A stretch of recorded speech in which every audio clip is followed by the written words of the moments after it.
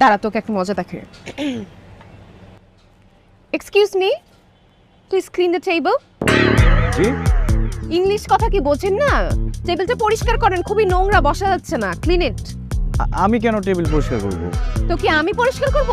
Customer হয়ে আমি পরিষ্কার করব সেটা বলতেছেন? ক্লিন করতে সমস্যা কোথায়? এগুলো ক্লিন করেন, বসতে পারতেছি না। ম্যাডাম দেখুন, আমি আসলে আপনি রেস্টুরেন্টে যা খুশি তা হন, সেটা আমার কোনো আসে যায় না। আপনাকে ক্লিন করতে বলছি, ক্লিন করেন।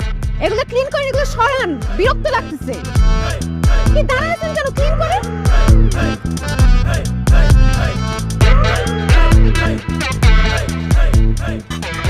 আপনি কেন করতেছেন? আমাকে দিন। কেন উনি করলে সমস্যা কি? না না ম্যাডাম, উনি তো আমাদের রেস্টুরেন্টের কাস্টমার। তো উনি কাস্টমার, সেটা উনি বলবেন আমাকে? আপনি তো কোনো কিছু বলার সুযোগই দেন না, নিজের মতো করে সবকিছু ভেবে নেন। এই, কি বলতে চাইতেছেন আপনি? মুখে মুখে কথা বলতেছেন? কি ম্যানারিজম বাসা থেকে কোনো কিছু শিখে আসেন নাই? আপনাকে নতুন করে শিখাইতে হবে? ক্লিনই তো করতে